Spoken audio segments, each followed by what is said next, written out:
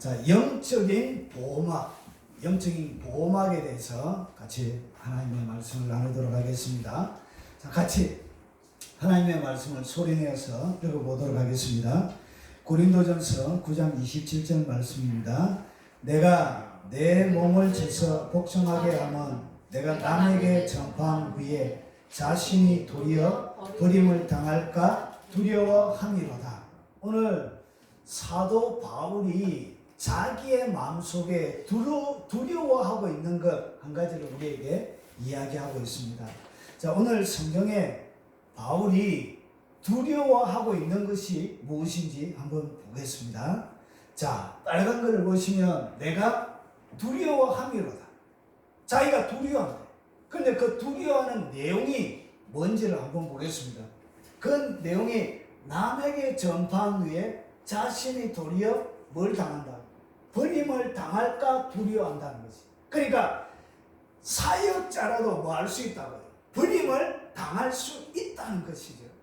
그런데 한국 교회는 이 버림당함의 문제에 대하여 심각하게 이 사람들 예수 잘 믿다가 버림받으면 그것처럼 열심히 새벽마다 나와서 헌신 봉사하고 물질로 하나님을 섬기고 이웃을 섬겼던 그 많은 사람들에 불구하고 버림받으면 그 큰일이잖아.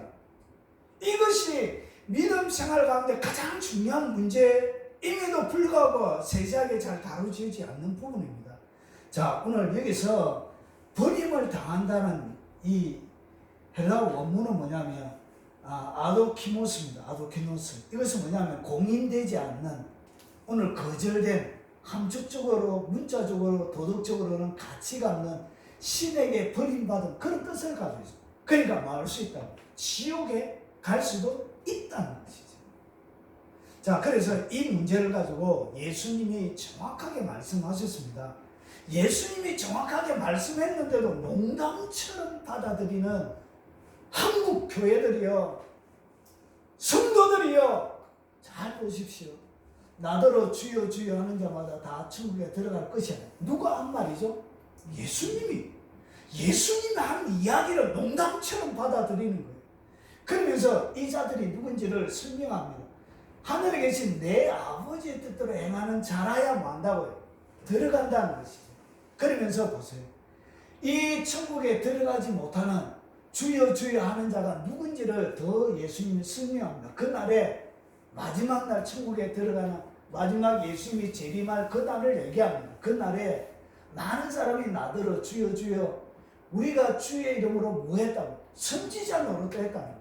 미래도 알고 하나님의 계획도 알고 하나님의 뜻도 전달했던 그들이라는 것이죠. 그리고 주의 이름으로 뭘 쫓아냈다? 귀신도 쫓아냈다. 그러니까 그가 예수 이름으로 귀신아 나가라 하면 나갈 정도의 말의 권세가 있었던 사람이라는 것이죠. 주의 이름으로 많은 권능도 행했다는 거죠. 수많은 이 권능은 뭐냐? 기적을 얘기합니다. 우리의 삶들 가운데 육체적인 기적, 여러 수많은 기적을 얘기합니다. 그런데 보세요. 권능을 행하지 아니하였느냐 하니, 그러니까 많은 사람들 중에 특별히 어떤 사람을 얘기하죠? 선지자, 그리고 귀신을 쫓아내고 권능을 행한 사역자들 얘기하죠. 그러면서 그때 내가 그들에게 밝히 말하되 내가 너희를 도무지 알지 못하니 불법을 행하는 자들아 내게서 떠나가라. 오늘 이들이 버림받았던 이유는 하나님의 뜻대로 하는 것이 아니라 뭘 행했다고? 불법을 행해요. 불법. 하나님의 일을 하지만 불법을 행하는 자들은 버림받습니다. 자, 그러면 보세요. 오늘 여기서 이야기하는 이 불법의 내용을 좀 더 설명합니다. 보세요. 깨끗한 자들에게 모든 것이 깨끗하나 더럽지 아니하는 자들에게 아무것도 깨끗한 것이 없고 오직 그들의 마음과 양심이 더러운 자. 그러니까 이 불법을 행할 때 사람의 속에 뭐가 있다고? 마음과 양심이 더럽혀져 있는 상태를 얘기하는 거죠. 그들이 불법으로 하는 이 불법은 겉으로 드러나는 행동이지만 이 행동이 드러나기 이전에 마음에 뭐가 있다고? 양심에 더러움입니다. 마음과 양심에 더러움이 있는데 보세요. 이 사람들의 특징이 뭐냐? 그들은 하나님을 시인하나 입으로는 시인하지만 행위로는 뭐 한다고? 부인하는 자라는 거죠. 그래서 이 행위로는 하나님을 부인하는 자. 입으로 주여 주여 고백한다고 되는 게 아니고 행위로는 뭐 하고 있더라고.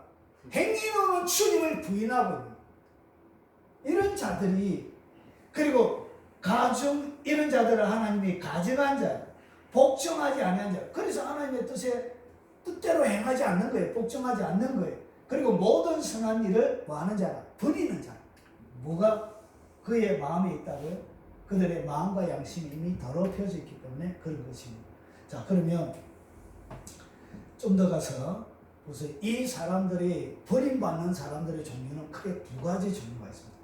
성경 가운데, 신약 성경 가운데 딱 두 종류의 사람이 있는데, 하나는 이런 겁니다.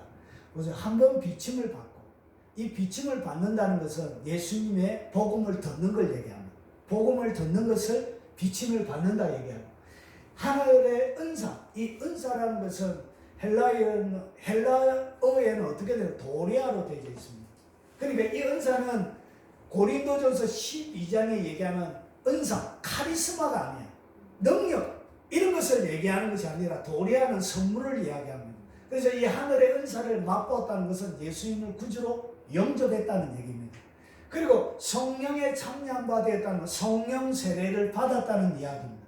성령 세례를 딱 받고 난 다음에 이제 하나님의 선한 말씀, 하나님의 말씀이 많이 들려요. 하나님의 성령께서 가르쳐 주는 것을 많이 경험하게 됩니다. 그리고 나서 다섯 번째는 내세의 능력을 맛보고, 이 내세의 능력은 뭐냐? 초자연적인 본능이 행해지는 거예요. 없던 눈이 생겨나, 없던 팔이 생겨나, 그리고 일어나지 않아야 될 폭풍들이 몰려오는 폭풍을 무너뜨리고, 이런 비가 오지 않는 비가 오게 만들고, 초자연의 그런 본능들이, 내세 능력들이 드러나는. 보세요. 이렇게 능력을 맛보고도 뭐 할 수 있다고요? 타락할 수 있다는 거예요. 타락하는 자들은 다시 새롭게 하려 뭐 할 수 없다고? 회개할 수가 없는 거예요.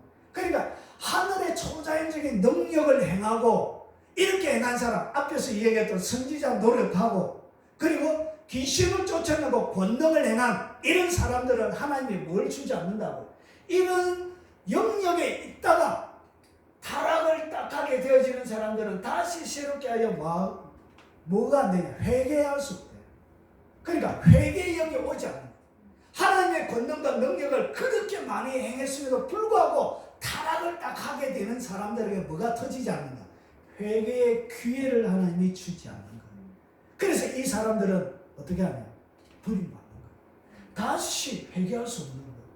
그래서 이는 그들이 하나님의 아들을 다시 십자가에 못 박아 드러내놓고 욕되게, 하나님을 욕되게 하는 것이에요. 욕되게 하는 거예요. 그래서 하나님은 다시는 그들에게는 뭘 안 준다? 기회를 안 줍니다. 아, 그러면 나는 이 하나님의 내세의 능력을 맛보는 단계까지 안 가야 되겠다, 막 이렇게 하시는 분들도 굉장히 크답니다. 보통 이 다섯 번째 단계, 이것이 첫 번째, 두 번째, 세 번째, 네 번째, 다섯 번째인데, 다섯 번째 단계에 가서 타락하는 자들은 절대로 회개가 안 돼요. 100%씩. 그래서 이 하나님 앞에 버림당하는 첫 번째 종류의 사람들은 어떤 사람입니까? 그리고 두 번째는 이런 사람, 이것은 뭐냐? 타락하는 것입니다. 그리고 두 번째는 누가 어떻게 해야죠? 너희가 미혹을 받지 말라. 배교하는 일이 먼저 있고, 뭐가 있다고? 배교. 마지막 적그리스도가 등장할 때 배교하는 일이 먼저 나타납니다. 그러면서 왜 배교하는 일이 일어나냐? 배교를 당하는 사람을 살천이 이렇게 베드로가 설명한 이름으로 하나님이 미혹의 역사를 그들에게 보내서, 그러니까 미혹의 역사 때문에 뭐가 일어나죠? 배교하는 일이 벌어지는 거예요. 그런데 미혹의 역사를 당하고 배교하는 사람을 갖다가 바울이 어떻게 설명하냐면, 그들에게 보내서 거짓 것을 믿게 하십니다. 그러니까 거짓 것을 믿었으니까 뭐 하는 것이냐? 배교를 하는 거예요. 그런데 이 사람들, 배교하는 사람, 미혹의 역사가 적용되어지는 사람의 특징이 뭐냐? 12절에 진리를 믿지 않고 불의를 좋아하는 모든 자들. 그러니까 똑같아요. 뭘 하지 않다? 불법을 해요. 진리를 좋아하지 않고, 진리를 믿지 않고, 그리고 뭘 좋아하냐? 불의를 좋아하는, 불법을 행하는 그런 자들로 하여금 뭐 받게 하려고? 심판을 받게 하기 위해서 하나님이 뭘 준다고? 배교 준 거예요. 그래서 마지막 배교할 때, 마지막 예수 그리스도가 재림할 때 적그리스도가 666 짐승의 표를 받고 다 할 때 그때 배교하는 사람들은 누가 배교하느냐? 이런 사람이 배교하는 거예요.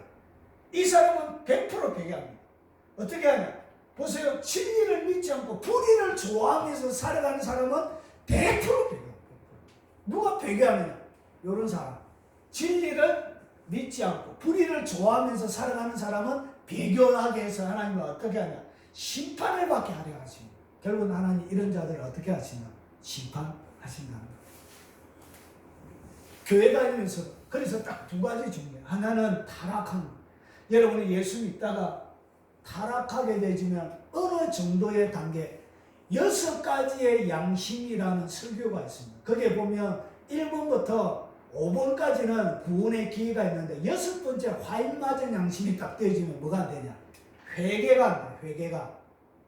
그래서 그 마지막 6번째 양심까지 딱 가면 그 사람은 100% 버림받습니다. 그래서 내가 버림받는지 안 받는지 어떻게 하느냐? 회개가 안 되면 위험한 상태에 와 있는 거예요.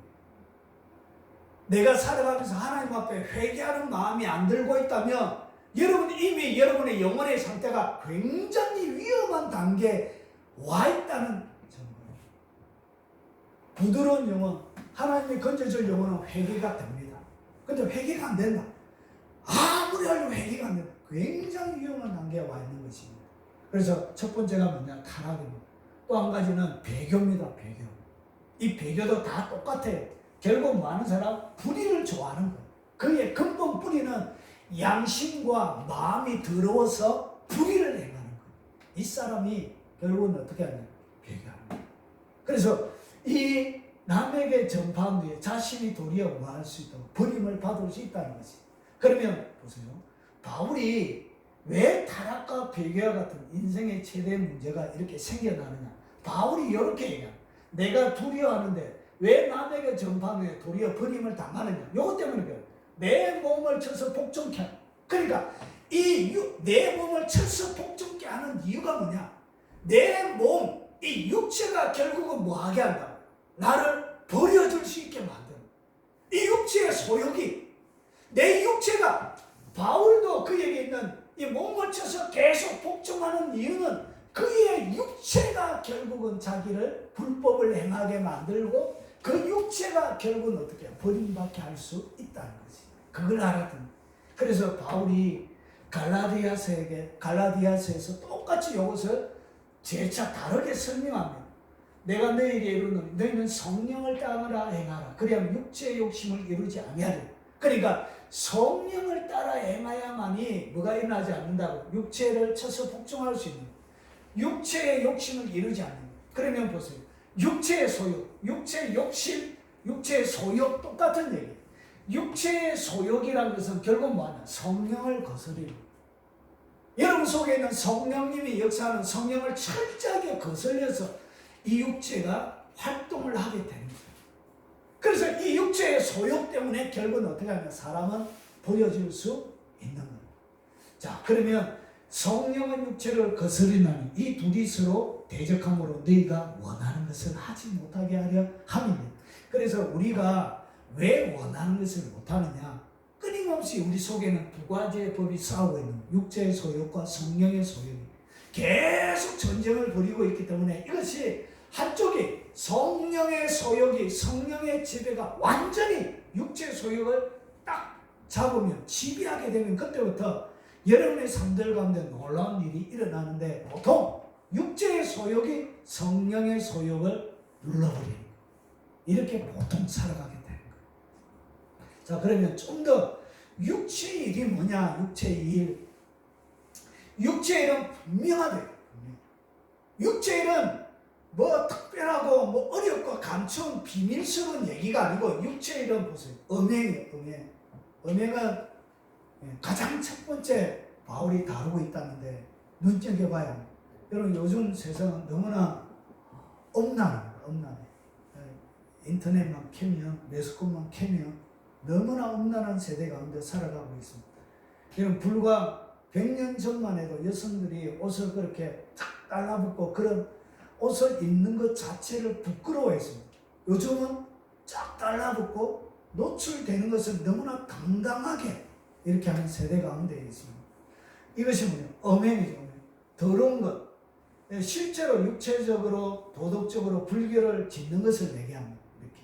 그리고 호색, 남자와 남자. 그러니까 기본적인 성관계가 아닌 다른 색을 쫓아하는 것을 얘기합니다. 그리고 우상 숭배하는 것, 주술, 원수 맺는 것. 이 원수 맺는 것이 뭐냐? 정오하는 거예요. 누군가를 향하여 정오하는 것. 이런 것들이 다 육체. 그리고 분쟁, 시기, 질투하는 거예요. 분내고, 당짓고, 분열하고, 이단하고, 투기, 비난하는 거예요. 누구를 향하여 막 비난하는 거.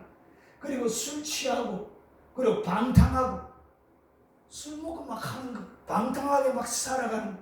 또 그와 같은 것들이라. 전에는 너희가 경계한 것 같이 경계하는 이런 일을 하는 자들은 하나님의 나라를 유업으로 받지 못할 것이요. 그러니까 여기에 사로잡혀서 예수 교회 다니면서도 여기에 사로잡혀서 살아가는 사람들은 뭘 참여하지 못한다고. 하나님의 나라를 유업으로 받을 수 없습니다. 이 사람들은 대부분이 버림받아요. 여러분, 예수님께서 넓은 길로 좁은 길과 넓은 길 두 길을 얘기하는데 예수님께서 뭐라고 하느냐? 넓은 길로 가는 자가 그 길을 찾는 자도 많고 가는 자도 많다. 그래서 좁은 길은 찾는 자가 적다. 여러분, 제가 볼 때는 구원 얻는 사람이 훨씬 적을 거예요. 예수 믿어도 구원 얻는 사람이 훨씬 적을 거예요. 여러분, 극단적으로 이야기하시는 분들 중에 예수 믿는 사람 중에 2%만 구원받는다라고 얘기하는 분들도 계십니다. 청교도 목사님들은 보통 25% 구원받는 사람으로 4가지의 밭 있잖아요. 4가지의 밭을 하면서 청교도 목사님들 보통 구원받는 사람을 교회 가는데 25% 정도 받습니다. 그래서 입으로만 교회 다니는 거예요. 입으로만. 몸으로는 주님을 신뢰하고 인정하지 않는 거예요. 불법을 행하는 거예요. 그의 삶들 자체가.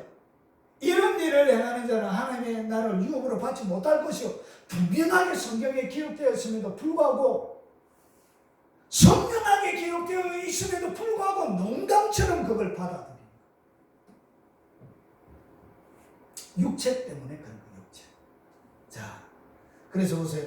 그리스도 예수의 사람들은 육체와 함께 그 정욕, 몸으로 육체가 짓는 죄를 얘기하는 정욕과 탐심을 어떻게 십자가에 못 박았는 거예요. 이것은 우리 것이 아니라는 거예요. 이미 못 박아져서 없어진 거예요. 탐심은 없어진 거예요. 그런데도 불구하고 여기에 사로잡혀 있다는 것은 이것이 뭐라고? 이것이 불법이에요. 자, 우리가 성령으로 살면 또 성령으로 행할지니. 그래서 이런 사람들은 이 인생 타락과 배교 가운데 살아가는 전형적인 사람들의 3가지의 특징이 뭐냐? 헛된 영광을 구해요. 헛된 영광을 구하는 쓸데없는. 그래서 이 땅 가운데 장로님, 권사님 이렇게 교회 가운데도 직분을 찾고 그거 다 쓸데없는 거잖아요. 여러분, 직분을 받으면 위험한 것이 뭔지 아십니까? 주님이 5달란트 준 자에게는 5달란트를 찾으세요. 마지막에 2달란트를 준 사람 2달란트를 찾아요. 주님이 마지막에 계산을 해요. 그래서 직분은 함부로 받는 게 아니에요. 계산해요. 계산. 집사가 뭐예요? 집사는 디큰이에요. 디큰 스루 더스트 먼지 속을 통과하는 사람이 뭐라고? 그 사람 집사예요. 함부로 맞는 게 아니에요. 맡았으면 뭐 해야 된다고? 거기에 대하여 신실하게 살아가야 되는 거예요. 자, 그래서 보세요. 이 사람들은 뭘 구하냐? 헛된 영광을 구하는 거예요. 여러분, 교회 건물 잘 지은 거 그게 자랑이 아니에요. 교회 많은 게 그게 자랑이에요. 그것은 그냥, 이것은 그냥 뭐와 같냐? 그냥 거품과 같아요. 물거품과 같아요. 여러분, 참 교인들이 어떻게 보면 참 잔인하다는 생각을 제가 많이 합니다. 목사님들을 많이 섬기다 보니 2년만 지나면 은퇴 목사가 되는 거예요. 그 2년을 채워가지고 은퇴 목사가 되면 보통 뭐 하죠?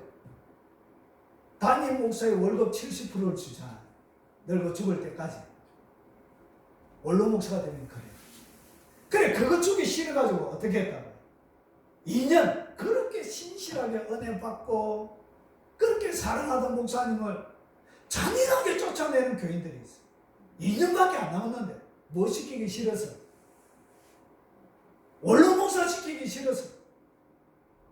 그런 교인들이 어떻게 복을 받겠어? 너무 이렇게 사람이 잔인할 수 있다.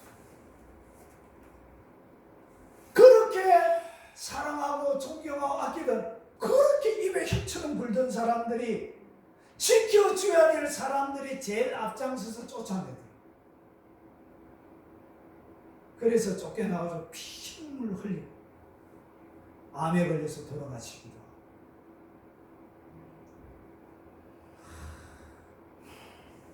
여러분, 모든 것이 뭐와 같냐? 물거품과 같아요. 물거품. 그래서 이 세상에 물건에 헛된 영광을 거하는 자리 탐하지 마시기 바랍니다. 네. 절대로 함부로 맞는 게 아니에요. 성경을 제대로 알면 여러분에게 동약을 마친 것과 같은 거예요. 모든 것에는 마지막 날에 뭐가 있냐? 계산하는 날이 있습니다. 계산하는. 그걸 배우시면. 그리고 이 사람들은 어떻게 하냐? 서로 막 노여움을 가지고 있습니다.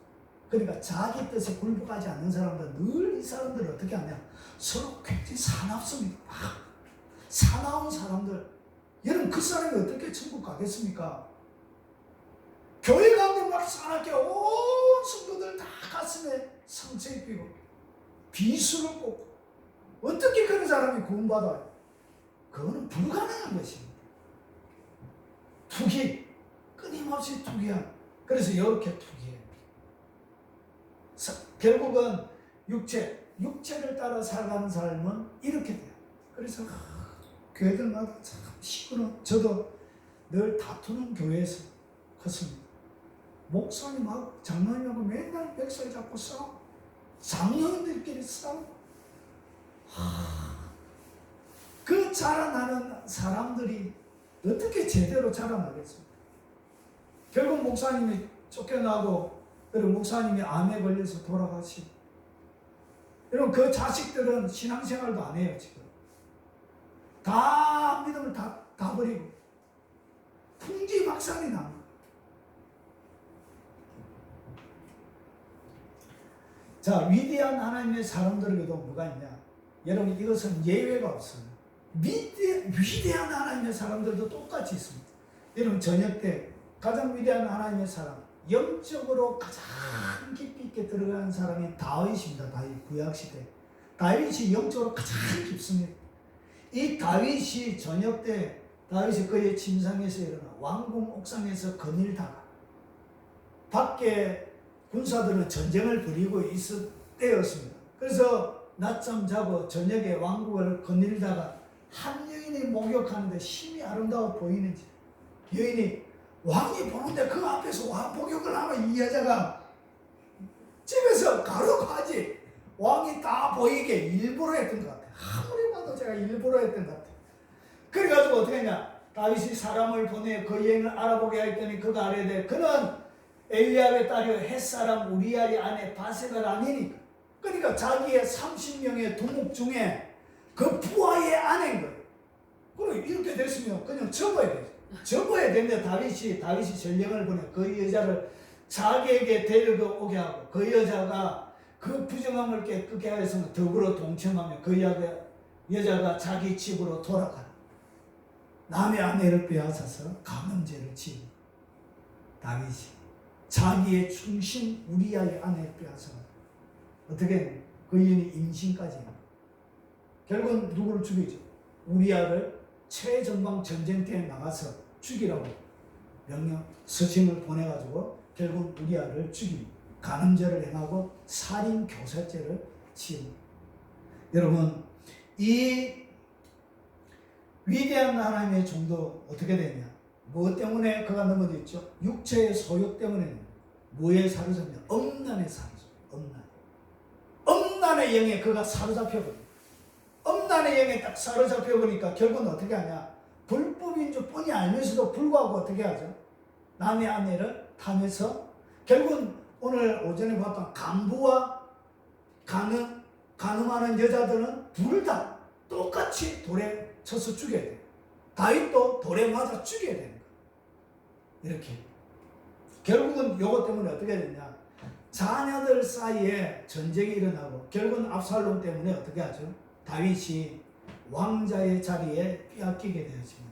그래서 울면서 감람산으로 올라갈 때 발을 다 벗고 신발을 신지 않고 울면서 감람산으로 쫓겨나가게 됩니다. 그리고 마지막에 이것 때문에 자기의 사랑하는 아들이 이런 압살롬이 상수리의 나무에 머리카락이 걸려서 결국은 이 압살롬이 요압의 군대에게 짝살이 납니다. 온몸에 창작이 나서 비참하게 아들이 죽게 되죠. 그런데 이 모든 원인, 시발점은 어디에서 일어나냐? 아버지의 음란 죄 때문에 일어나게 돼요. 그래서 음란 죄, 왕이 하니까 단순한 한 가정의 문제가 아니라 나라 전체가 엉망이 돼요.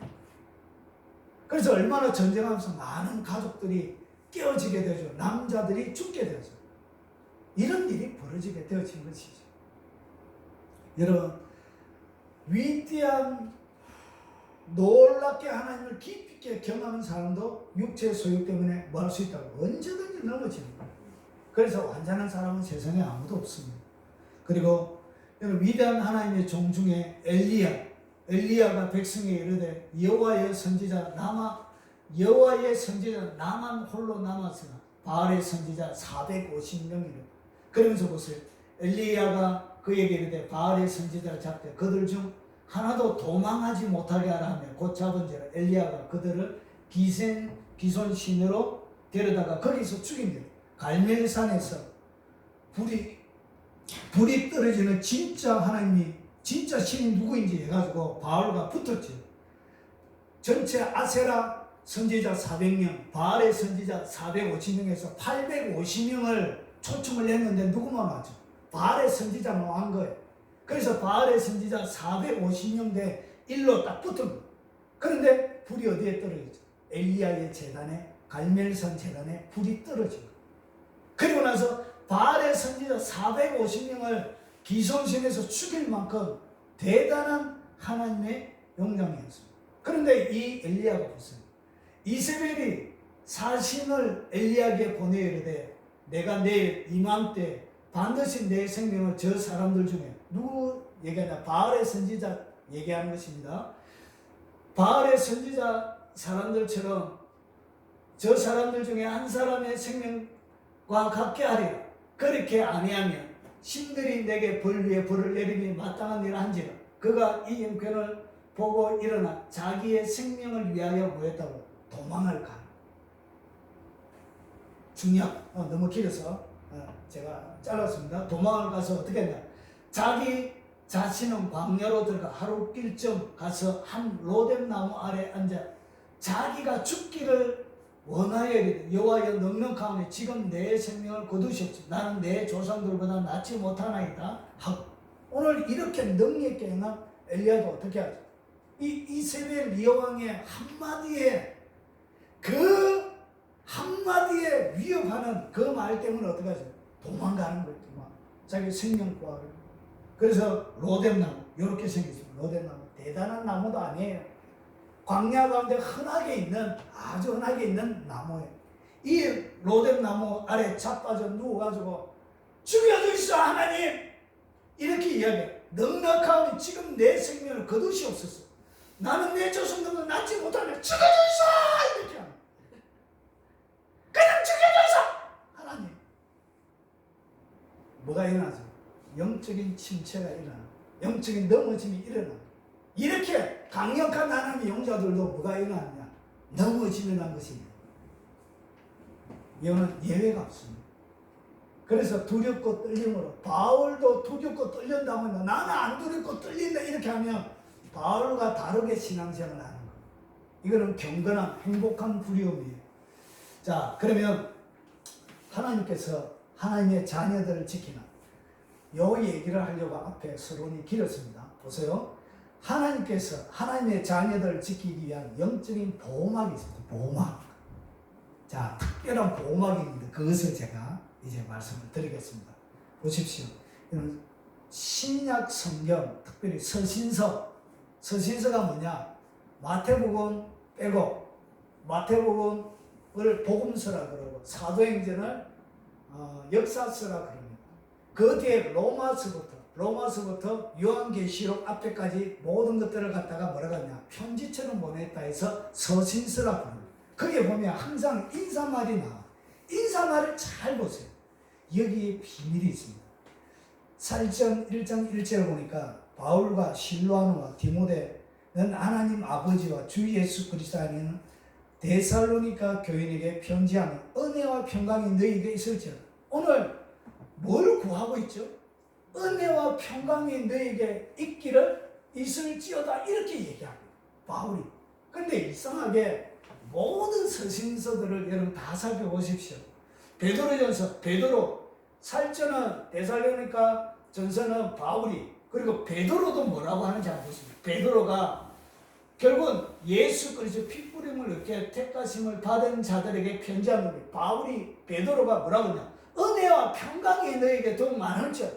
인사를 하면서 그들에게 은혜와 평강에 대하여 계속 말하고 있다는 거예요. 그리고 이 살전은 초창기 때 서신이에요.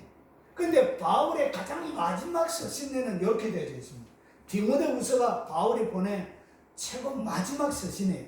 그것이 뭐냐? 사랑하는 아들 디모데에게 편지하는 하나님 아버지와 예수 그리스도 우리 주께로부터 은혜와 긍휼과 평강이 내게 있을지어다. 뭐에 대해서 얘기하죠? 세 가지를 얘기하고 있죠. 은혜, 긍휼, 평강. 그게 뭐만 하나 더 첨가가 된 것이 긍휼이 들어간 것이에요. 긍휼. 자, 그리고 유다서는 예수님의 친동생 유다가 지었던 요한계시록 앞에 있는 서신입니다. 여기서 보세요. 은혜와 평강과 사랑이 너희에게 더 많을지어다. 오늘 여기서 뭘 얘기하고 있죠? 긍휼과 평강, 사랑에 대해서 얘기하고 있죠. 자, 그리고 그 다음에 보세요. 요한2서는 요한이 지은 요한복음을 지은 요한이 보낸 서신서예요. 여기서 보니까 보세요.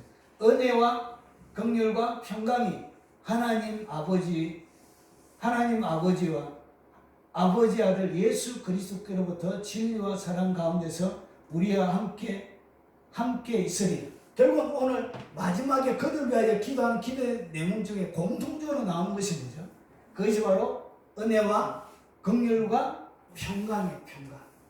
이것이 왜 이것을 계속적으로 이렇게 신서를 보냈던 하나님의 사역자들은 사도들은 이렇게 얘기하고 있는가? 한번 보겠습니다. 자, 하나님께서는 자녀들 지키는 영적인 보호막이 있습니다. 그것이 뭐냐? 그것이 보세요. 디모데후서는 은혜와 긍휼과 평강입니다. 그런데 이것이 바로 하나님의 사람을 지키는 이것이 영적인 보호막이에요. 근데 이것은 뭐와 닮았냐? 우리가 보통 예배를 끝나고 나서 할 때 뭐 하죠? 축도하죠, 축도. 축도가 고린도서 13장 13절에 나오는 말씀을 가지고 축도하는 거예요. 여기 보면 주 예수 그리스도의 은혜. 그러니까 은혜는 어디에서 나오는 것이죠? 예수 그리스도로부터 은혜가 나오는 거예요. 그리고 하나님의 사랑, 이 긍휼과 사랑은 거의 같은 단어예요. 단어는 다르지만 내용의 뜻은 똑같아요. 하나님의 사랑이 뭐처럼 드러나죠? 긍휼로 드러나는 거예요. 그리고 하나님 아버지의 사랑이 성령의 교통을 갖다가 뭐라고 할까요? 평강으로 되어져요. 그러니까 이것이 왜 이렇게 축도를 하고 왜 이것을 계속적으로 서신서에 집어넣어놨냐? 보세요. 이것이 하나님이 세상을 이처럼 사랑하사 독생자를 주셨지요. 그래서 이 하나님의 이 사랑은 보세요. 하나님의 사랑은 어디로 드러나냐? 예수 그리스도로부터 나오는 은혜 속에 포함이 되어져 있는 거예요. 하나님의 사랑은 이처럼 하나님이 세상을 이처럼 사랑하사 독생자를 주셨지요. 그러니까 하나님의 사랑이 있었는데 이 사랑은 독생자를 줌으로 드러난 거예요. 그러니까 예수 그리스도 안에 뭐가 드러난 거예요? 하나님의 사랑이 포함이 되어져 있는 거예요. 여기까지 이해가 되시죠? 그래서 이것을 정리하면 보통 뭐라 그러냐? 은혜와 평강으로 다 들어가는. 이거는 좀 더 세부적으로 얘기한 것이고. 그래서 하나님께서 하나님의 자녀들 지키는 영적인 보호막이 뭐냐? 이것이 바로 예수님의 은혜예요. 그리고 이것이 하나님의 사랑. 이 사랑은 긍휼입니다. 이것이 뭐냐? 성령님의 교통. 결국은 평강입니다. 요 세 가지가 여러분을 안전하게 지키는 보호막이에요. 이것이 계속적으로 머물러 있도록 사도들은 기도하고 인사를 해요. 늘 이렇게 인사를 해요. 왜 이렇게 인사했냐? 여기에는 그만한 이유가 있는, 이것이 하나님의 사람들을 지키는 영적인 보호막이기 때문에 그렇습니다. 자, 그래서 하나님의 사랑은 어디 안에? 예수 그리스도의 은혜 안에 들어가 있습니다.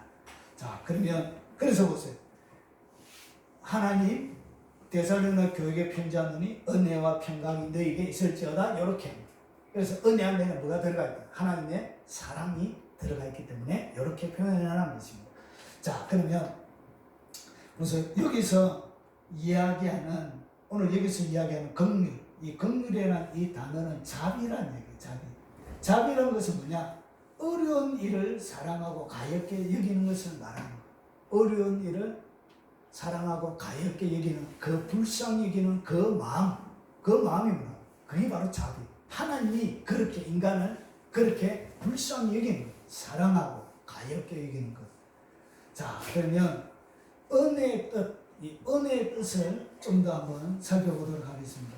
자, 은혜의 뜻이 뭔가? 그렇죠?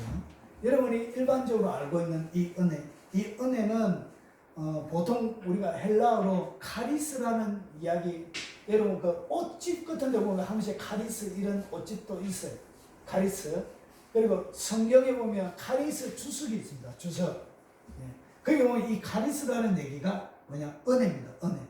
은혜, 기쁨, 즐거움, 감미로움, 매력을 주는 은혜로 말. 그리고 선한 의지, 사랑, 친절, 호의, 긍휼, 은혜의 선물, 자비, 관대함, 감사, 보답, 보상. 그래서 이 은혜라는 이야기는 굉장히 다양한 단어로 번역이 되는 그런 단어예요. 그래서 이 은혜란 것은 결국 뭐냐? 오늘 여기서 가장 중심적인 내용, 호의예요. 호의란 것은 뭐냐면 받을 자격이 없는데도 불구하고 그냥 일방적으로 주는 것을 갖다가 뭐라고 하냐? 그것을 갖다가 호의라 그러는 거예요. 아, 저거 자격 없는데, 아무런 받을 이유는 없는데 그냥 호의를 베푸는 거예요. 그게 뭐라고? 그게 바로 은혜라고. 그리고 이 헬라 히브리어는 뭐냐면 헨, 그냥 자비라는 뜻을 가지고 있습니다. 받을 자격이 없는, 그냥 주는 것. 그리고 주관적으로 호의입니다. 호의, 은혜. 이런 뜻을 가지고 있습니다. 자, 그러면 우리가 은혜라 할 때 왜 예수 그리스도의 은혜라 그러냐 한번 보겠습니다. 자, 왜 예수님의 은혜라 그러냐? 율법, 요한복음 1장 17절을 보면 율법은 모세로 말미암아 주어진 것이요, 은혜와 진리는 예수 그리스도로 말미암아 온 것이요. 그러니까 은혜와 진리는 누구로부터 오는 것이라고요? 예수님. 그래서 예수님 안에 뭐가 담겨져 있냐? 은혜와 진리가 담겨져서 우리에게 오신 거예요. 그래서 예수님은 뭐다? 은혜와 진리인 거예요. 그리고 말씀이 육신이 되고 우리 가운데 거하시며 우리가 그 영광을 보니 아버지 독생자의 영광이요, 이 예수님 안에 뭐가 있다고? 은혜와 진리가 충만하게 있는 거예요. 은혜와 진리. 그래서 예수님이 딱 우리에게 다가온 것 자체가 뭐라고 해요? 그게 바로 은혜라고. 은혜. 예수님 보내주신 것. 그리고 보세요. 우리가 다 그의 충만한 데서 받으니 은혜 위에 은혜를 받는데 어떤 은혜를 받느냐? 충만한 은혜를 받는 거예요. 덜 떨어지게 뭔가 비어있는 이런 은혜가 아니라 충만한, 그의 충만한 가운데서 뭘 받는 거예요? 하나님의 은혜를 받는 거예요. 이렇게 받는다고 성경은 얘기하고 있습니다. 자, 그래서 보세요. 사도들은 신자들에게 어디에 머물러 있으라고 계속 얘기하는지를 한번 보세요. 자, 회당 모임이 끝난 후에 유대인과 유대교에 입교한 경건한 사람들이 많이 바울과 바나바를 따르니 두 사도가 더불어 말하고 항상 하나님의 은혜 가운데 있으라 권하니. 그러니까 떠나면서 은혜 가운데 있으라고. 은혜 가운데 있으세요. 그러면 오늘 은혜 가운데 있으라는 이야기를 이 사람들이 딱 들을 때 은혜가 뭔지를 알까요, 모를까요? 알고 있겠죠. 자기들은 이 말이 무슨 말인지, 이것이 무엇을 뜻하는지 자기들이 잘 알고 있겠죠. 그래서 항상 어디에 머물러 있어라? 은혜 가운데 머물러 있어라. 떠나면서. 이상하게 사람들에게 부탁하지 않아요. 누구 사람들에게 부탁하지 않고 은혜 가운데 머물러 있어라 이렇게 얘기한 거예요. 왜냐? 은혜가 지켜졌기 때문에. 그래서 보세요. 거기서 배 타고 안디옥에 이르니 이곳은 두 사도가 이룬 그 일을 위하여 전에 하나님의 은혜에 부탁하던 곳이에요. 그러니까 자기들이 전도해놨고 떠나면서 어디에 부탁해놨다고? 하나님의 은혜, 하나님이여 은혜로 지켜주세요. 그래서 마치 예수 그리스도의 은혜와 평강이 너에게 있을지어다 라고 얘기하면서 은혜에게 부탁을 해놓고 이렇게 떠난 거예요. 그래서 항상 어디에 머물러 있으라고 그랬냐? 은혜가 가운데 머물러 있으라고 한 것입니다. 왜 그랬냐? 은혜는 우리에게 그러면 어떻게 은혜가 우리에게 오는지를 한번 보세요. 은혜가 전달되어지는 방식이 보세요. 모세 은혜와 진리는 누구를 통하여? 예수 그리스도로 말미암아 온 것인데 보세요. 이 예수 그리스도로 말미암아 딱 왔는데 그 예수님 안에 은혜와 진리가 가득한데 충만하게 머물러 있는데 이것이 우리에게 어떻게 전달이 되느냐는 것이 사도들이 큰 권능으로 예수의 부활을 증언하니 우리가 큰 은혜를 받고 그러니까 예수님의 이야기를 그들이 딱 들으니까 설교를 딱 들으니까 그때 뭐가 왔다고? 큰 은혜가 그들 가운데 머물러 있게 돼요. 이 은혜란 것이 이 예수 그리스도 안에 있는 이 은혜와 오늘 여기서 있는 진리가 선포가 딱 되어지니까 그 진리를 듣는 사람들에게 뭐가 온다고? 은혜가 오게 돼요. 그러니까 이 진리가 계속적으로 선포가 되는 자리에 뭐가 온다고? 은혜가 밀려나오기 시작합니다. 그들이 은혜를 받게 돼요. 결국 진리가 온전히 제대로 세워져 있지 않을 때 여러분 한 번씩 설교나 무슨 가르침을 딱 받을 때 이상하게 이게 아닌데 막 들 때가 있죠. 그럴 때가 있어요. 진리가 선포되어질 때만 은혜가 오는 거예요. 그리고 이상한 진리를 딱 전파하면 은혜가 오는 것이 아니고 이게 아닌데 뭔가 이상하다 찝찝하고 이런 게 생겨요. 거의 그 얘기가 뭐냐? 그거는 진리를 전가하지 않았다는 거예요. 진리를 전가하면 항상 뭐가 따라온다? 은혜가 되어져. 결국 내 속에 은혜가 일어나지 않는다면 뭔가 잘못되어진 거예요. 하나는 받는 사람들이 잘못되어져 있든지 하나는 전달하는 설교자가 잘못되어져 있든지 둘 중에 반드시 하나가 문제가 있기 때문에 그런 것이에요. 그리고 또 한 가지는 이런 성령이 강하게 역사하려고 하면 세 가지의 조건이 딱 이루어져야 돼요. 하나님의 폭발적인 응답, 성령의 강력한 역사, 이것은 세 가지의 조건이 딱 만족이 요 세 가지가 딱 떨어질 때 그때 기적이 하나는 준비된 설교자가 필요합니다. 하나님의 말씀을 제대로 진실하게 증거되어지는 준비된 설교자. 그리고 요는 설교자가 준비하는 거죠. 또 하나는 사모함으로 준비되어져 있는 청중이 필요합니다. 사모함으로 예배 가운데 참여하고 하나님의 말씀을 기도하는 그 사람이 필요합니다. 또 마지막 하나는 이것은 사람이 할 수 있는 것이 아니고 성령의 주권적인 역사예요. 성령님이 그냥 주권적으로 역사하는 요 세 가지가 딱 맞아 떨어져야만이 뭐가 있냐? 기적이 일어나요. 폭발적인 하나님의 역사가 일어나요. 그런데 우리가 준비할 수 있는 것은 요 두 가지밖에 없어요. 두 가지를 제대로 준비하면 성령의 역사가 따라오게 되어져 있습니다. 그런데 요 세 가지가 딱 맞아 떨어져야 영적인 폭발이 스파크가 되는 거예요. 영적인 스파크가. 자, 그래서 언제 은혜가 여러분 가운데 오게 되느냐? 부활의 말씀, 주의 진리를 증거하니까 그때 큰 은혜를 받게 되는 거예요. 그리고 또 한 가지는 무릇 더러운 말은 너희 입 밖에도 내지 말고 오직 덕을 세우는 데 소용되는 선한 말을 하여 듣는 자에게 은혜를 끼치게 하라. 그러니까 덕을 세우는 선한 말을 여러분의 입으로 딱 할 때 듣는 자가 뭘 받는다고? 은혜를 받는다. 그러니까 여러분에게 덕을 세워주는 말을 딱 듣게 되어지면 여러분이 뭐가 세워지냐? 은혜가 여러분 속에 담겨지게 됩니다. 그래서 여러분 어떤 사람들을 만나서 얘기하는 것이 참 중요합니다. 아주 중요해요. 사기꾼 만나서 얘기하면 끊임없이 그런 것만 배우게 되는 것이 아주 사나운 사람들 하면 여러분들도 마음이 사납게 되어져요. 그래서 덕을 세우는데 소용되는 선한 말을 할 때 듣는 자가 뭘 받는다고? 은혜가 끼쳐지게 되는 거예요. 은혜는 이렇게 와요. 그리고 두 사도가 오래 있어 주를 힘입어 담대히 말하니 주께서 그들의 손으로 표적 기사를 행하게 하여 주사 자기 은혜의 말씀을 증언하시니, 결국은 하나님의 말씀 진리를 선포할 때 그 말씀을 갖다가 무슨 말씀이냐? 은혜의 말씀이라 그런 거예요. 은혜의 말씀을 증언할 때 뭐가 온다고 해요? 은혜의 말씀을 통하여 은혜가 우리에게 오게 되는 거예요.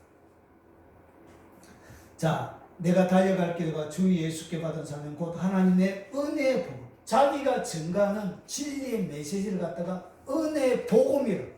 은혜의 복음, 정언하는 일을 마치려 하면 나의 생명도 조금 더 귀한 것으로 여기지 않냐. 결국은 바울이 하는 자기가 가지고 있는 이 하나님의 말씀을 뭐라고 불렀냐? 은혜의 복음이라고 이렇게 불렀습니다. 예수 그리스도의 복음 자체가 은혜예요.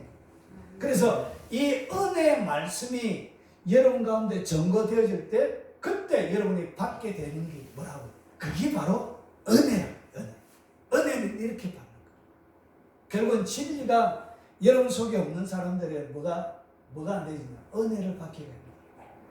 그래서 은혜는 그냥 있다고 은혜가 주어지는 게 아니에요. 항상 진리를 통하여 같이 오는 거예요. 진리와 은혜가. 그래서 이 은혜가 여러분 삶들 가운데 딱 머물러 있게 되지면, 은혜를 받았던 그 은혜가 여러분 삶들 마음속에 머물러 있게 되지면 은혜가 어떤 일을 하는지 한번 보겠습니다. 자, 은혜는 신자의 삶을 어떻게 보호하고 만들어가느냐. 이렇게 지금 내가 여러분 주와 및 그 은혜 말씀에 부탁하노니 그 말씀이 여러분을 능히 든든히 줘. 그러니까 바울이 에베소 교회를 떠나가면서 장로들이나 기타 사람들에게 교인들을 맡기지 않고 어디에 맡기고 있죠? 주와 그 은혜의 말씀께 부탁하는 거예요. 은혜의 말씀이 결국은 그 말씀이 여러분을 능히 뭐하냐? 든든히 세우게 된다는 것이죠. 거룩하게 하심을 입은 모든 자 가운데 기업이 있게 하시리. 결국은 하나님 여러분 가운데 받았던 이 은혜의 말씀이 여러분을 어떻게 하냐? 든든히 세워줍니다. 그래서 은혜를 딱 받게 되면 죄 짓고 싶은 마음이 안 생겨나요. 진짜 은혜를 딱 받으면 이제 절대 싫어. 더러운 것도 입 밖에 내기 싫어. 막 이런 것들이 생겨나요. 그래서 노력을 해야 죄를 지을 수 있습니다. 죄 짓고 싶은 마음이 안 생겨서 노력을 억수로 해야 죄를 겨우 지을 수 있는 거예요. 이렇게. 엄청난 영상을 받아도 성령이 안 생겨요. 성령이. 발기 부천이라서 그런 게 아니고 하나님이 가져가 버려요. 더 이상 아름답게 보이니까, 아름답게. 하나님이 지었던 사람. 예전에 막 비방하고, 막 험담하고, 막 했던 그 말들이 이제 안 하고 싶어지는 거예요. 하나님의 손으로 지으시는 사람이 너무 귀하게 보이기 시작합니다. 그분의 은혜가 여러분의 눈을 이렇게 바꿔놔요. 이렇게.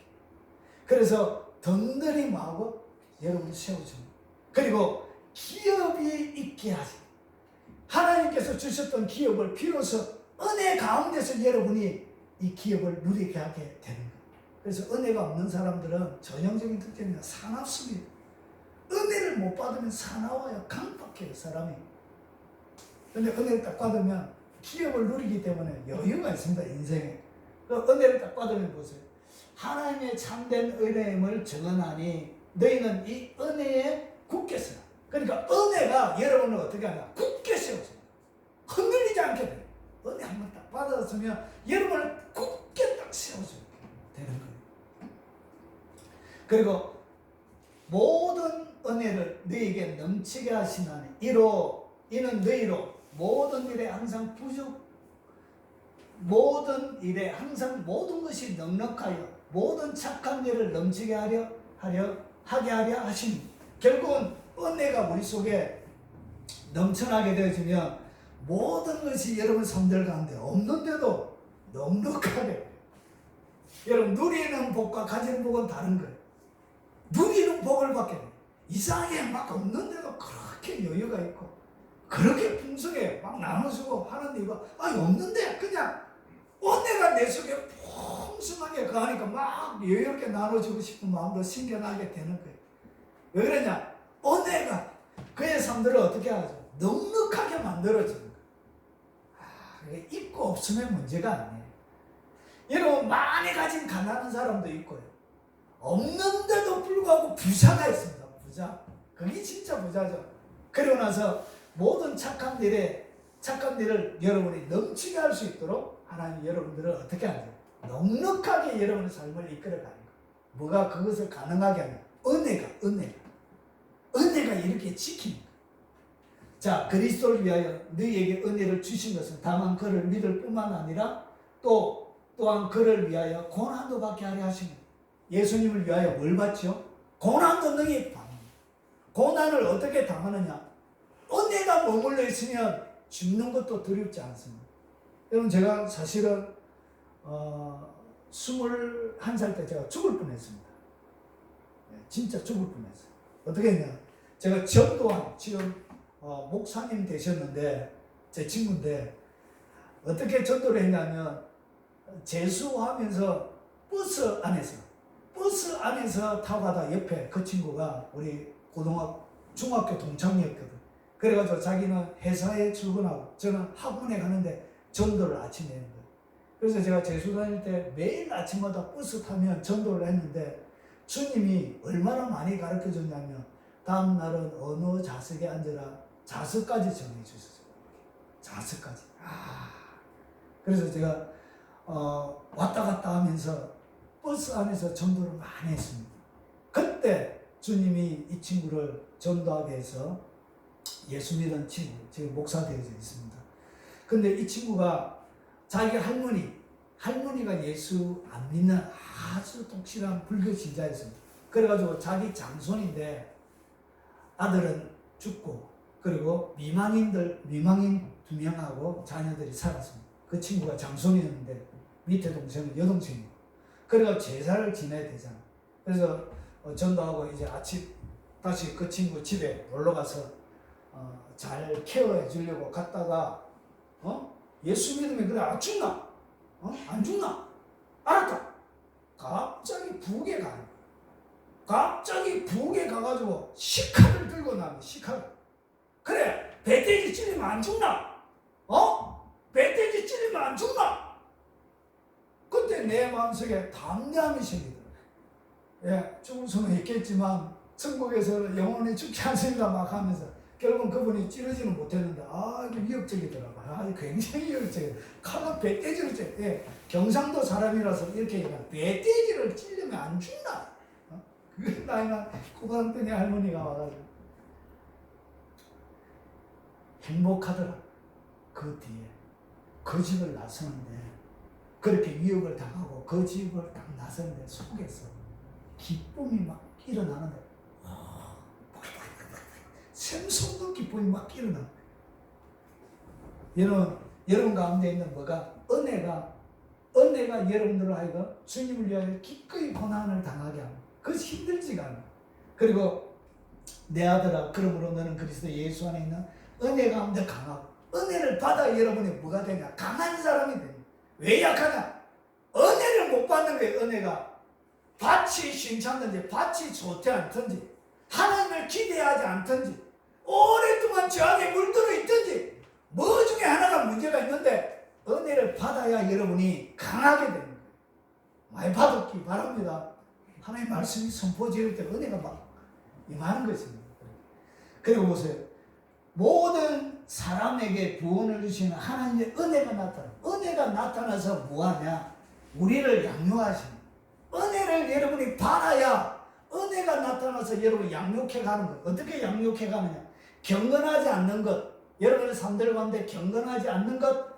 이 세상 정욕을 다 버리고 신중함과 의로움과 경건함으로 이 세상에 살도록 이 양육의 내용에 경건하지 않는 것을 다 끊어버리게 하는 것이 은혜예요. 그리고 정욕을 다 버리게 만드는 것이 은혜예요. 신중하게 살아가게 만들고 어렵게 만들고 경건하도록 이 땅 가운데 살게 만드는 것이 뭐냐? 그게 바로 우리를 양육하는 내용이에요. 이 양육은 무엇을 통하여 일어나냐? 은혜가 나타나야 일어나는 거예요. 결국은 하나님의 말씀이 날마다 쏟아져야 여러분 가운데 은혜 속에 여러분 양육을 받게 되는 거예요. 근데 왜 경건하게 못 사느냐? 은혜가 안 나타나 있는 거예요. 은혜가 나타나지 않아요. 은혜가 안 나타나니까 뭐가 안 된다? 양육이 일어나지 않는 거예요, 속에서. 그래서 안 되는 거예요. 자, 그래서 그러면 더 큰 은혜는 말씀을 통하여 온다는 걸 말씀드렸습니다. 자, 그러면 더 큰 은혜를 계속적으로 크게 받을 수 있는 방법이 뭐냐? 오늘 여기서 베드로가 얘기합니다. 하나님과 주 예수를 알므로 은혜와 평강이 너에게 더욱 많을지어다. 그러니까 하나님을 많이 알아가면 알아갈수록 뭐가 커진다고? 은혜와 평강이 더욱 많게 되지. 그래서 많이 하시기 바랍니다. 그래서 히브리서 기자 뭐라 하냐? 예수님을 깊이 생각하라. 그리고 3장에 그리고 12장에는 예수 그리스도를 바라보라. 이렇게 깊이 생각하고 바라보십시오. 말씀을 가까이 하십시오. 그럼 뭐가 커진다? 은혜가 커져가게 되는 거예요. 그리고 은혜를 어떻게 더 크게 받느냐? 주 예수 그리스도를 변함없이 사랑하는 모든 자에게 은혜가 있었죠. 누구에게 은혜가 계속 임한다? 예수님을 사랑할 때. 예수님을 깊이 있게 사랑할 때 그때 은혜가 여러분을 잡기 시작합니다. 예수님을 사랑하는 신자들 제가 별로 많이 못 만났어요. 예수님을 진짜 사랑하는 사람들은 별로 없는 것 같아요. 아휴, 제가 목회자지만 제가 가장 큰 고민이 저에게도 사랑이 없음이 느껴질 때가 참 힘들어요. 내가 진짜 예수님 사랑하고 있는가 질문할 때 제가 금방 예스 이렇게 못할 때가 많이 있습니다. 그래서 은혜를 많이 못 받는 거예요. 네. 여러분의 문제가 아니라 저의 문제이기도 한 것입니다. 여러분 은혜 많이 받길 원하십니까? 네. 주님을 더 사랑하십시오. 그리고 더 큰 은혜를 주시는데 누구에게 더 큰 은혜를 주시냐? 그러므로 하나님이 교만한 자를 물리치시고 겸손한 자에게 은혜를 주신다. 그래서 여러분 제가 영상을 이렇게 올려놓으면 정말 겸손하게 은혜 받았습니다. 감사합니다. 이렇게 하는 사람이 있고 그리고 어떤 사람들은 막 반대 반박문을 막 지어낸 사람 그런 사람들 은혜 못 받습니다. 일반 평신도인데 저보고 틀렸다 하면서 막 댓글을 남기시는 분이 있습니다. 이 설교를 하나 준비하기 얼마나 조사를 많이 하겠습니까? 그런 사람들은 은혜 못 받아요. 미안하지만. 그래서 제가 그런 댓글들은 지워버립니다. 쓴다고 고생은 했겠는데 제가 지워버립니다. 제가 처음에는 댓글을 반박 댓글을 많이 달아줬습니다. 막 이렇게 그것은 그게 아니고 이렇게 막 긍휼의 자비가 있었는데 어느 정도 지나다 보니까 그게 귀찮아지기 시작했어요. 에이씨 너는 아웃이야 이렇게 막 이렇게. 자, 겸손한 자에게 뭘 준다고요? 은혜를 주는. 그래서 겸손하지 않는 자에게는 제가 뭔가 해주기가 싫은 거예요. 시간이 아까워. 어떠한 것도 남겨드리기가 시간이 아까울 때입니다.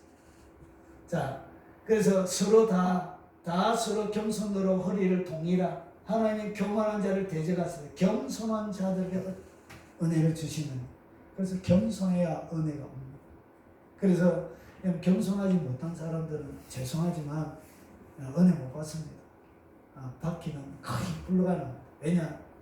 이 은혜는 겸손한 자들에게만 주는 하나님의 선물이기 때문에 그렇습니다. 이것은 법칙을 만들어. 그래서 안 돼요. 그리고 왕상 3장 6절에 보니까 다윗이 성실과 공의와 정직한 마음으로 주와 함께 주 앞에서 행함으로 주께서 그에게 큰 은혜를 베푸시고 결국은 어떻게 했다고? 그의 삶을 통하여 성실, 공의, 정직한 마음으로 주와 함께 주 앞에서 성실하게 말씀대로 그거 살아요. 말씀대로 살 때 하나님께서 큰 은혜를 더 베풀어 주시는 거예요. 결국은 내 삶이 불법으로 가득 들어차 있는 삶 그리고 죄로 가득 들어차 있는 삶에게 하나님 뭘 주지 않는다고? 은혜를 안 줬어요. 그래서 은혜를 못 받는 거예요. 이것은 안 되게 되어져 있는 거예요. 그래서 그를 위하여 이 큰 은혜를 항상 줘서 오늘과 같이 그의 자리에 앉을 아들을 그에게 주셨고 하나님 구사까지 열을 수 있는 그런 복을 주시게 되어진 것입니다. 이것은 항상 무엇을 통하여냐? 겸손을 통하여 오는 것입니다. 성실하게. 이렇게 하면 하나님의 은혜가 여러분 성들 가운데 더 가득 들어차게 되는 것입니다. 자, 조금 빠른 속도로 평강을 말씀드리겠습니다. 이 평강은 뭐냐? 여러분 여기서 이야기하는 이 평강은 여러분이 가장 잘 아는 단어 살롬입니다. 살롬이 이 살롬은 완전 건강한 행복, 평화, 안정, 건강, 번영, 고요, 평온 이런 뜻을 담고 있습니다. 근데 이 살롬은 헬라어로는 뭐냐면 에이레네입니다. 에이레네. 이 에이레는 평화라고 얘기하는 이 평화는 단순한 조용하고 평안한 그것만을 얘기하지 않고 여기에는 많은 뜻이 담겨져 있습니다. 첫 번째는 국가적으로 평안한 상태, 전쟁이 없는 상태. 그러니까 평화가 있길 원한다 얘기할 때 이 나라 가운데 뭐가 없길 원합니다라는 뜻이라고요. 전쟁이 없길 원합니다. 그런 뜻입니다. 그래서 누군가가 살롬 얘기하면 당신이 살아가고 있는 그 땅에 전쟁이 없길 바랍니다. 이렇게 비는 거예요. 그리고 개인적인 사이의 평화, 일치, 이것은 뭐냐면 당신의 삶들 가운데 사람 사이의 전쟁이 그치기를 원합니다. 그리고 인간 사이의 관계가 회복되어지고 그리고 사람 때문에 여러분이 피눈물 흘릴 일이 없기를 원합니다. 그런 뜻이 담겨져 있습니다. 그리고 상처 때문에 사람들 때문에 마음의 상처를 입지 않기를 원합니다. 이렇게 얘기합니다. 결국은 사람에게 제가 권사님에게 평화를 딱 얘기하면 권사님이 사람 때문에 피눈물 흘릴 일이 없기를 바랍니다. 사람 때문에 상처 입는 일이 없기를 바랍니다. 관계 때문에 힘든 일이 없기를 바랍니다. 이렇게 빌어줍니다. 그것이 바로 평화예요. 그래서 이것은 국가적으로 그리고 개인적으로 그리고 안녕, 번영, 행복 이것은 뭐냐면 이런 것입니다. 여러분의 삶, 물질을 얘기해요. 물질. 그래서 여러분의 물질이 번성하여 배고프는 일이 없기를 바랍니다. 그런 뜻이 담겨져 있어요. 그래서 평화를 빌어준다. 여러분의 경제가 번영하기를 원합니다. 그런 뜻입니다. 그리고 여러분이 경제가 안전하고 행복하기를 원합니다. 그런 뜻을 가지고 있습니다. 그리고 여기에는 메시아의 평화, 기독교 평화, 사후의 경건하고 정직한 자의 축복된 상태를 얘기하고 그리고 여기에 또 한 가지가 더 있습니다. 구약 히브리에 여기에는 뭐가 있냐면 건강이 들어가 있습니다. 이 건강이라는 얘기는 뭐냐면 누군가에게 살롬을 얘기 딱 하면 당신에게 건강의 복이 임하길 바랍니다. 그런 뜻을 가지고 있습니다. 그래서 살롬 하면 여기는 단순하게 하나의 단어가 아니라 국가적으로부터 시작해서 인간이 살아가는 모든 것에 대한 뭐가 담겨져 있냐? 평화가 담겨져 있는 거예요.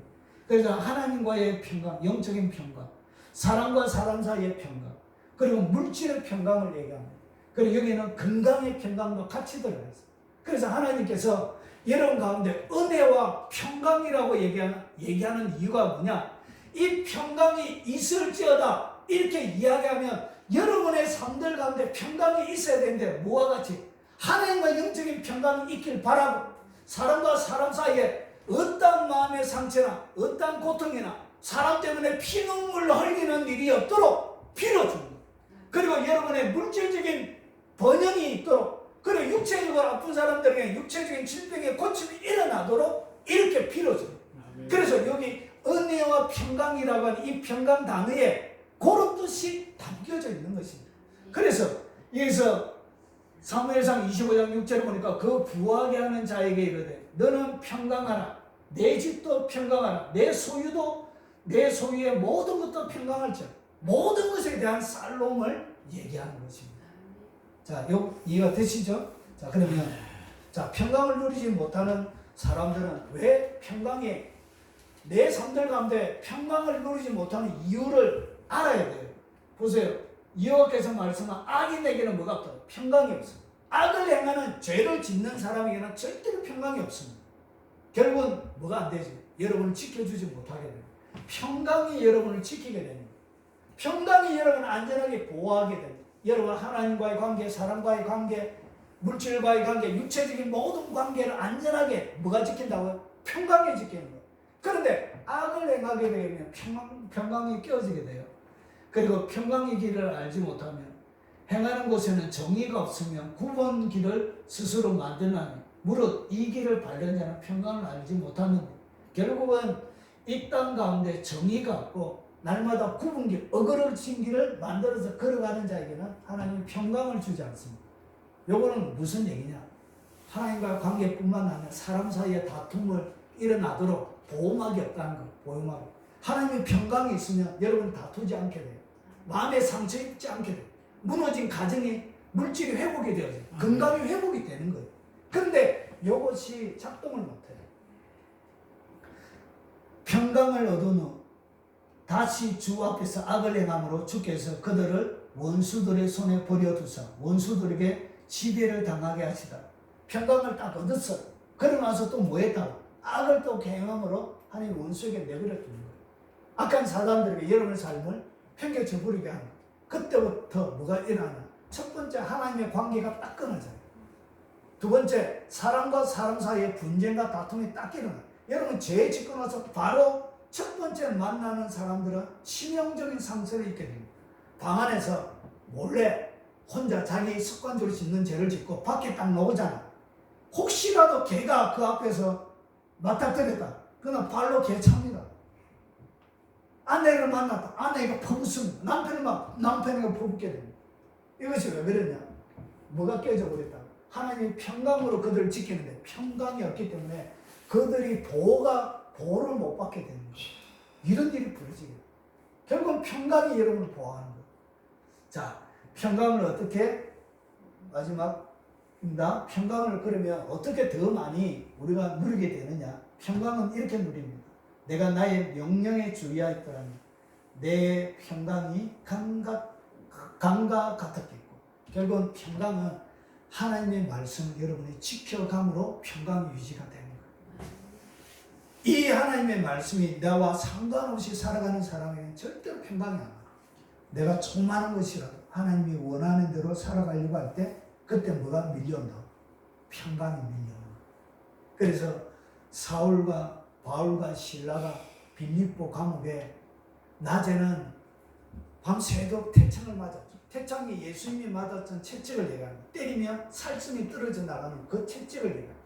밤새도록 태창을 맞고 감옥에 쇠사슬에 갇혀서 막 있었는데 그때 뭐 했죠? 하나님을 찬양했죠.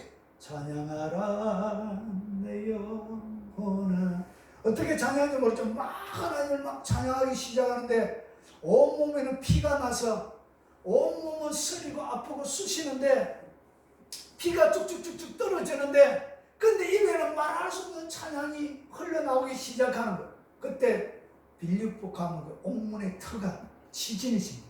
그래서 모든 착고들이 풀려지고 옥문이 다 열리는 일이 일어나게 돼요. 하늘의 권세가 그의 삶을 지배하기 시작하는 거예요. 하나님의 복음을 전가하는 그리고 거기에 엄청난 핍박을 받았지만 그럼에도 불구하고 육체를 초월한 찬양이 그들의 찬양 입술에 흘러나오기 시작하는 거예요. 이렇게 여러분 삶들 가운데 평화가 흘러넘칩니다. 여러분 순교자로 딱 죽게 되시면 그때 하나님께서 보통 즉시 영안을 열어주세요. 대부분 즉시 하나님의 보좌를 즉시 열어줘요. 스데반 집사가 돌에 맞아 죽을 때처럼 즉시. 그래서 하나님의 보좌 겉으로는 돌멩이를 맞아서 온몸에 피투성이가 나지만 그의 영은 이미 하늘을 딱 쳐다보고 열린 하늘을 딱 보게 돼요.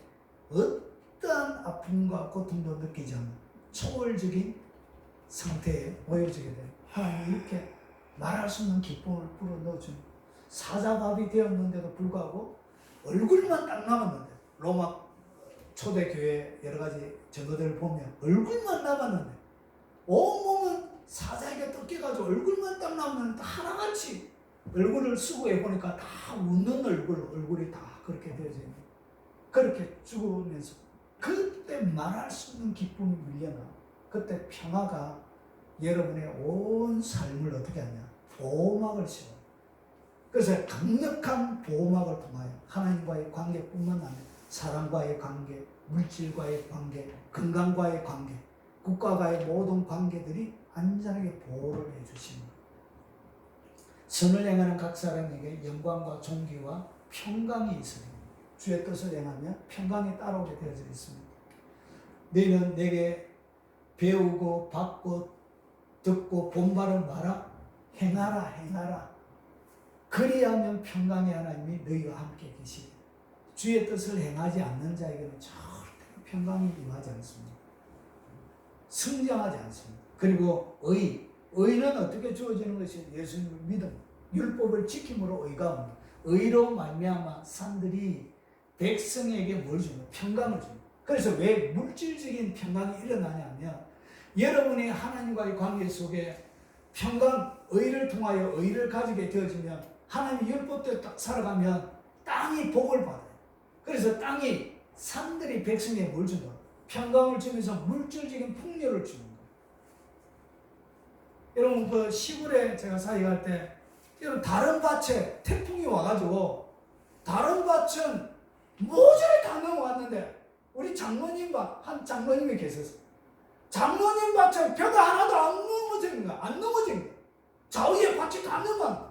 장모님 비 올 때 하나님 지켜주세요. 이 밭 나가서 기대. 하나님 태풍이 힘들어요. 이게 넘어지지 않게 해주세요. 하지만 옆에 밭은 다 넘어져 있는데 이상하게 그 장모님 밭은 벼가 안 넘어진 거예요. 여러분 땅이 뭘 한다고? 땅이 평강을 줍니다. 땅 자체가 여러분 가운데 복을 내어줍니다. 그래서 작은 산들도 그렇게 해요. 여러분 소산을 해요. 그래서 물질과의 평화가 일어나는 거예요. 하나님과 우리 주 예수 그리스도를 알므로 은혜와 평강이 더 많을 거예요. 그래서 그분을 많이 알면 뭐가 같이 따라오는 거예요? 평강. 주님을 알면 은혜만 따라오는 것이 아니라 평강도 같이 따라옵니다. 그래서 이것이 얼마나 주님을 아느냐의 이 관건이 주께서 심지가 경건한 자를 평강하고 평강하도록 지키. 그래서 마음을 어떻게 해요? 믿음 위에 딱 서서 환경 가운데 흔들리지 말고 여러분의 믿음의 고백을 지키라는 거예요. 그래서 심지를 딱 경고하고 하나님께서 해 주실 것을 마음으로 확실하게 믿고 흔들리지 말고 거기에 딱 서 있으면 뭐가 일어난다고? 하나님이 심지가 경고한 자에게 평강하고 평강하도록 지켜주게 됩니다. 그리스도의 평강이 너희 마음을 추정하게 하라. 감사하는 자가 돼. 여러분 감사할 때 뭐가 지켜진다고? 평강이 보호가 돼요. 여러분 감사할 때 감사로 채우면 뭐가 세워진다고? 평강이 여러분 가운데 더 넘쳐나게 되는 거예요. 자, 무릇 징계가 당시에는 즐거워 보이지 않고 슬퍼 보이나 후에는 그로 말미암아 연단받은 자들 의와 평강의 열매가 맺힌 때로는 징계들이 여러분 가운데 풍성한 열매를 갖다 줄 때도 있습니다. 그게 포기하지 말고 믿음으로 계속 나가십시오. 뭘 주시냐? 의와 평강의 열매를 주신다는 것이죠. 그리고 마지막입니다. 아무것도 염려하지 말고 다만 모든 일에 기도와 간구로 너희 구할 것을 감사함으로 하나님께 아뢰라. 그리하면 모든 지각에 뛰어난 하나님의 평강이 그리스도 예수 안에서 너희 마음과 생각을 지키라.